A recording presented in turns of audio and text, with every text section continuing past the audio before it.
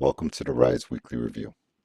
In this segment, we'll be covering local news stories for the week between Monday, October 5th to Sunday, October 11th.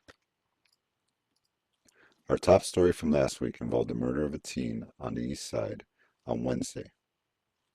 18-year-old Jason Garcia was walking near 104th and Avenue J around 9:40 p.m. when someone in a blue SUV began opening fire.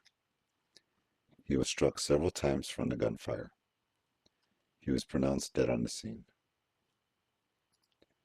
In other news, the shooting of 10-year-old Lamaya Sparks in Russell Square Park in the Bush has sparked outrage from local community residents.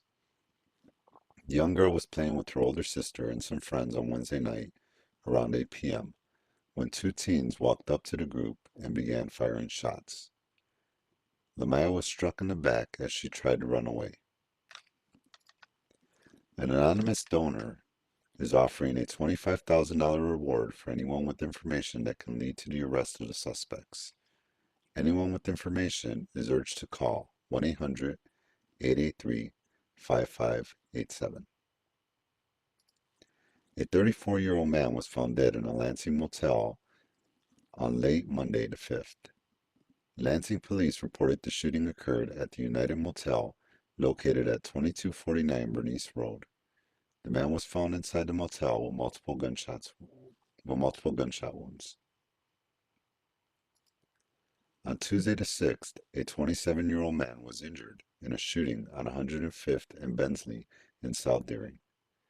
According to police, someone walked up to the man and began firing shots around 11:55 a.m., hitting the man in the leg. The man was taken to the University of Chicago Medical Center, where his condition was stabilized.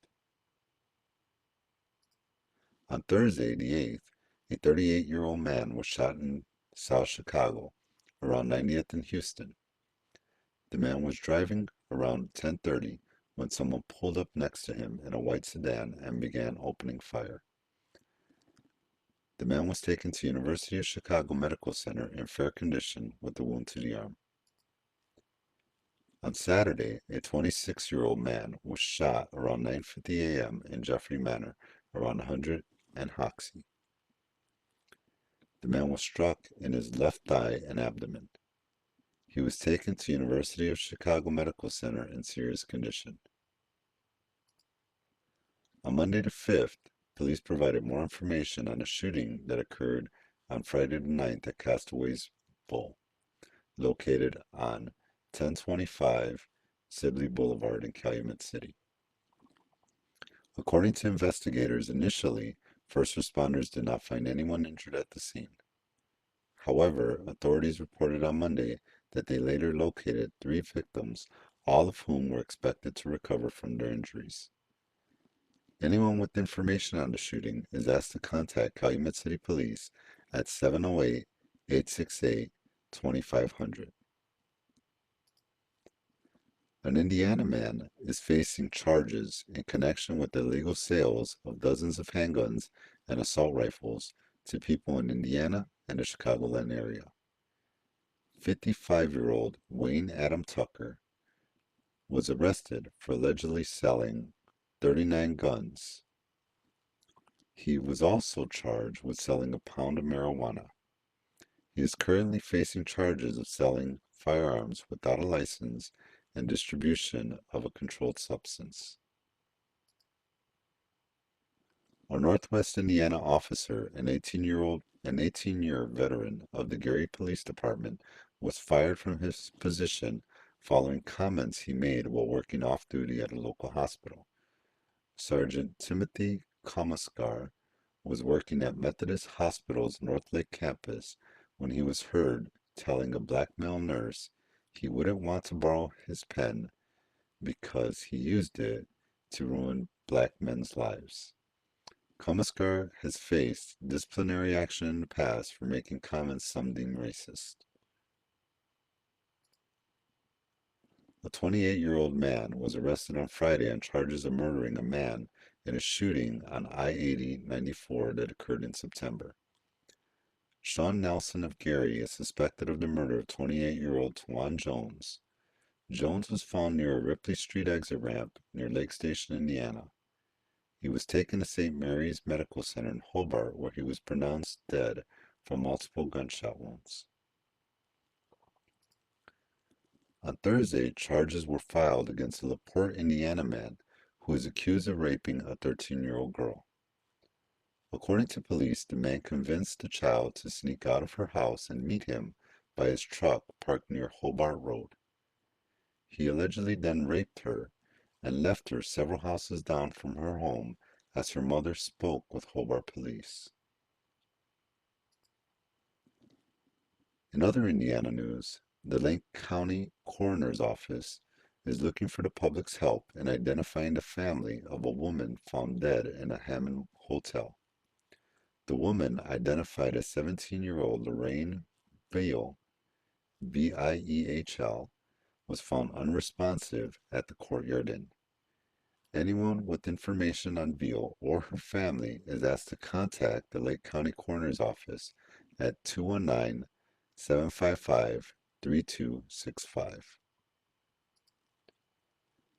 The Chicago Department of Public Health is considering placing Indiana on its COVID-19 quarantine list. The department is currently urging people to avoid Indiana as it struggles to contain the growing COVID infection and death rates. Indiana has seen its rates increase as it currently is moving to reduce current COVID-19 restrictions. Chicago has also seen its COVID-19 rates increase. If Chicago decides on a quarantine, anyone visiting Indiana would be subject to a mandatory quarantine or face fines of $100 to $500 per day. Several municipal leaders from Northwest Indiana have responded to the threats by criticizing Chicago leaders and their handling of recent protests and its COVID response. Others have criticized the city of Chicago as making empty threats, as it is very difficult, if not impossible, to track down people who may be violating the mandatory quarantine orders it has issued for several states.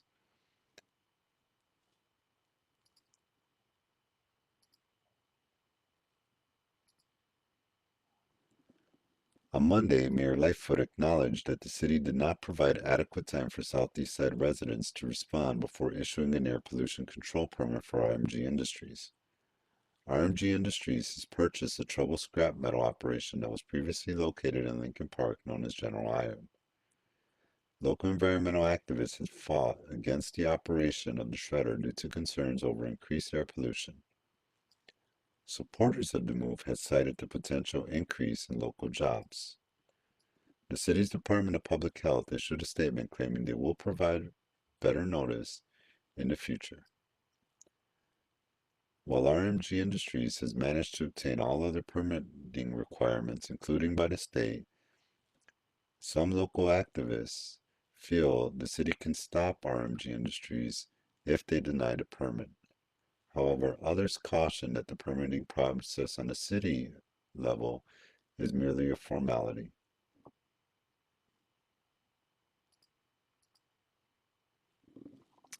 And finally, the 113-year-old Schlitz Tide House achieved its designation as an official Chicago city landmark. The Chicago City Council and local aldermen voted in favor of providing the status to the building located on 9401 South Ewing Avenue. The building was one of several in Chicago originally owned by the Milwaukee-based Schlitz Brewing Company and served as an early saloon that provided services to steelworkers throughout the area.